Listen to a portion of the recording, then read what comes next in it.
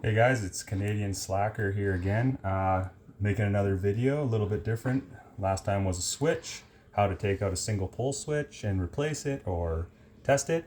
This time we have here just a regular typical receptacle. So this time we'll show you how to do that. We'll take the cover plate off just like last time. Make sure you keep all the stuff together. So this time I have brought, this is that tick tester I showed you in the basic tools you want for servicing. This is my tick tester. What I do, I stick it in the right socket. As you can see, it starts ringing. That ringing means that there's power in this receptacle. So what you need to do, like in the last video I said, the most important thing as a homeowner, as an electrician, you want to turn that circuit off so you're working with a plug that is not got power in it. So I've got my son over here, he's gonna run down and turn the breaker off for me. Titus, can you turn the breaker off, please? When the breaker goes off, you'll see that this stops and it turns green. Therefore, we do not have any power in there. That means that you're now no energy in that receptacle. You can start taking things apart and working on them, and feel comfortable, confident that there's no energy in it.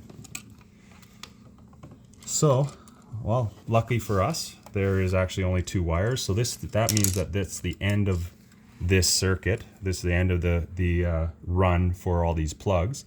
Otherwise, there'd probably be 2 sets of wires. So there'd be black and white and another set of black and white. So the way that this works is in most receptacles, you'll find, depending on what house you're in, a lot of places, there's these little holes in the back. These holes, a lot of people back in the day, they would take a straight and they would push it in, one here, one here, one here, one here, so that was how they continued their circuit through. I mean, obviously I only have 1 set of wires, so you can't test that, but that is not really acceptable nowadays. So if you were to replace that, you would want to take all of those out, and you're going to want to actually twist those wires together, black to black and white to white, and then actually put a pigtail. So what a pigtail is basically another wire that is spliced and twisted on. I'll try and do another video where I have 2 sets of wires so that I can sort of show you that. But as for a receptacle, again, turn your power off. It's pretty simple. The same thing that you do. You're going to want to take these out with your green Robbie. You would take this off, do the same sort of thing.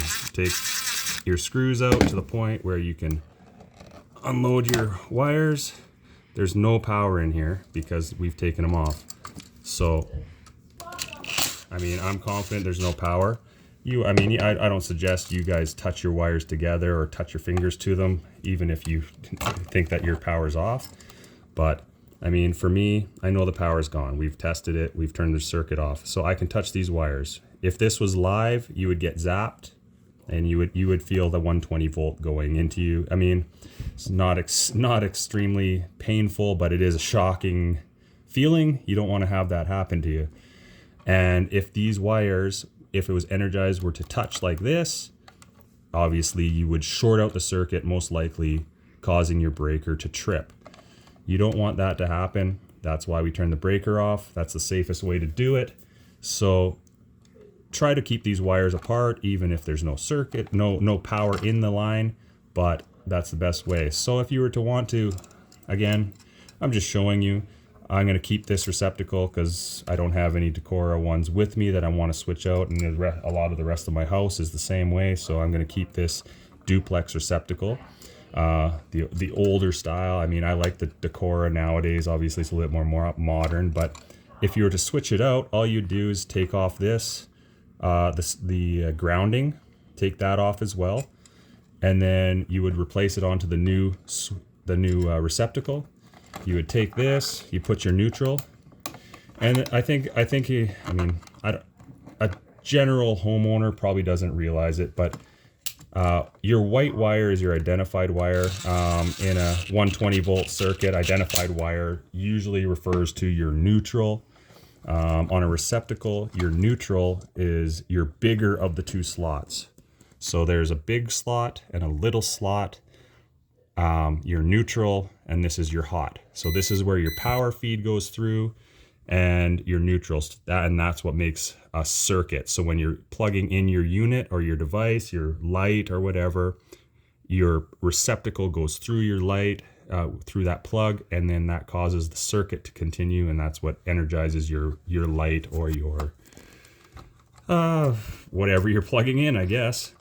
So same thing. I mean, like I told you in the switching, you want to have a 3/4 turn on it, which wraps around the screw, which gives you good connection. You don't want to have a lack of connection, or else it could cause arcing, heating up, hazard to your house. So you want to make sure that stays in underneath your screws. Do what you have to do to push that under there, as long as it. And a lot of electrical inspectors, they don't like to see you go past it. They don't want to see you wrapping over the other side. They like to see you do the 3/4 inch turn. So you're going around and stop. They don't want to see this wire going all the way over to this side again. So that wraps over itself. So basically, that's pretty simple. If you have a receptacle where there's only a single wire, we call it dead end. This is the dead end of the circuit. This is the last receptacle in the line of receptacles. So you would do that, push it back in. It's important to make sure that you know this ground. So when you're pushing your wires back in, make sure this ground is not coming up when you're folding it. You don't want it to fold up and touch your neutral. It could cause weird voltages in your circuit. Or if it comes over and it touches this side where it's touching like the hot side, if that comes up and you push it in and then you turn your breaker back on and it's touching your hot, that could cause it to short out, and then you have a problem, because now you have to try and figure out why it's shorting out. Once you do that, then it's pretty simple. You've already switched it on. You put those back on your screws. Then you can just put your receptacle back into the wall. Put your cover plate back on. And then you can get your circuit put back on. I'll see if my kid can go turn my breaker back on. Titus? Yeah? Can you go turn that breaker back on?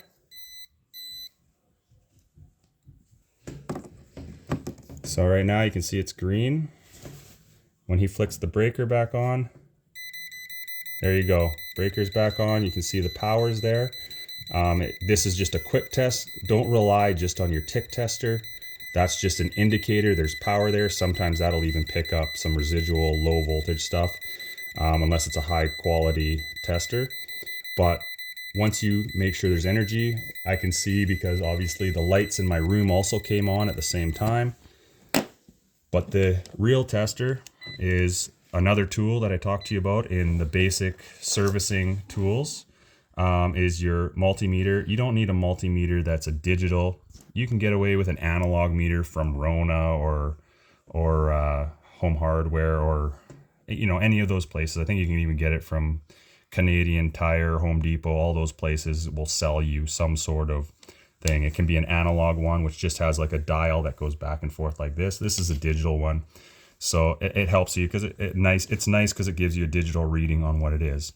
So for me, once you have it energized, you want to make sure you have the correct voltage. So what you do is you just basically stick one prong in either or. And if you can see on my multimeter, it shows 120.5 volts, which in our house, a residential house, is a 120, 240 volt system. It's just a residential single phase system, and 120 volts on a plug receptacle is exactly what you need to have there. So you have a variance of a percentage, 5% or whatever it is. So we're right in that 121 is right on where we need to be for a receptacle. Now that being said, these prongs don't matter which side you go in. You can switch them around, stick them back in the same thing. Doesn't matter. It's just showing an AC voltage. This is not DC. This is a house with an AC system. So That's what you want to see in a receptacle after you've switched it out. Test it, make sure it's good. Another quick way to do it with, if you don't have a voltmeter, you can put it back together. You can take a lamp, you can take a hair dryer, you can take anything that you have in the house that can plug in. You take it and you install it. You plug your cord end in. If your lamp turns on and off, your power's probably back and you're doing all right. So that's the basics of pulling out a receptacle and reinstalling either a new one or checking on an old one. So hope that helps out. I'm Canadian Slacker. Hope you have a good day.